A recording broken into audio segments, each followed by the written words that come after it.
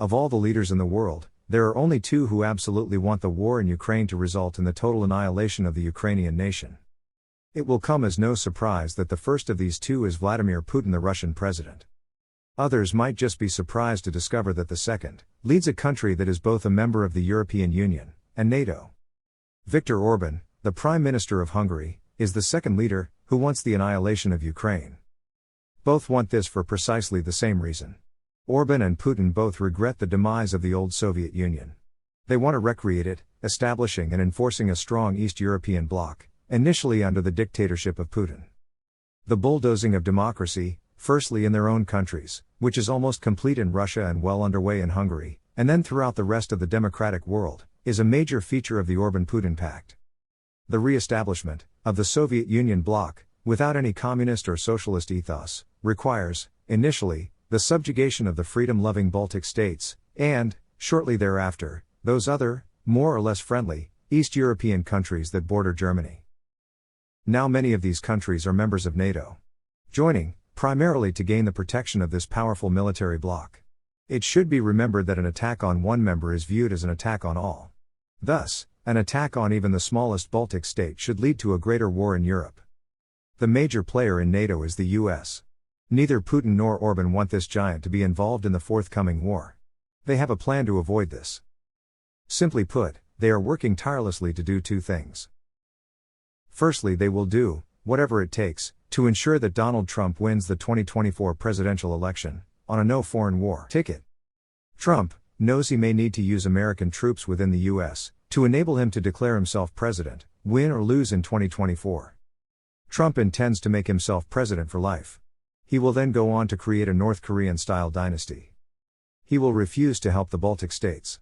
To him, and many Americans, they are little countries, of no concern and rightly fall into the Russian sphere of influence. Trump is not a fan of NATO, any more than he is a fan of America, or its democracy. He is, of course, his own greatest fan. Secondly, Putin and Orban will, at the same time, do what they can to undermine the European Union and Western Europe in general. Divisions are already being manufactured and encouraged. Delay and division will be the major weapons. This is a policy that Hungary, under Orban, has long been using. To date, he has managed to stop the considerable funds that the EU has promised Ukraine for Ukrainian defense and humanitarian aid. Orban is also encouraging and supporting right-wing parties in European countries. This too appears to be working. Many European parliaments now contain more and stronger right-wing and fascist parties. These right-wing parties talk about putting their country first. In reality, this means putting themselves and their Nazi ideology first. They do not care about European cooperation. They do not fear Putin. They are on board with the Orban-Putin Pact. If Donald Trump doesn't win in 2024, and also fails in his inevitable attempt to seize power by armed force, there could easily be civil war in the US.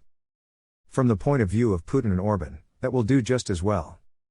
With America otherwise occupied, NATO weakened, and the European Union divided from within, the way will be open for the armed forces of the Orban-Putin Pact to march into the Baltic states. Without US backing, Europe and NATO will pause, react slowly, and countries will be lost.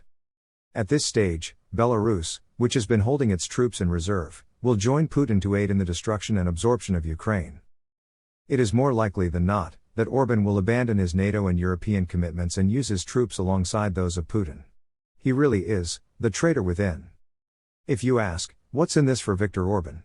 Then you need only to ask what the Orban-Putin Pact says about the leadership of the new Soviet Empire. Clearly, Putin will be the first president, but he is rumored to be ill. It is most likely that there is a commitment, within the Orban-Putin Pact, for Orban to be Putin's successor. We need to realize that. The destruction of Ukraine is the destruction of Europe and the end of freedom and democracy for most European countries. The victory through the ballot box, or otherwise, of Donald Trump will lead to this war in Europe, and possibly within the United States itself, and the end of free and fair elections in America.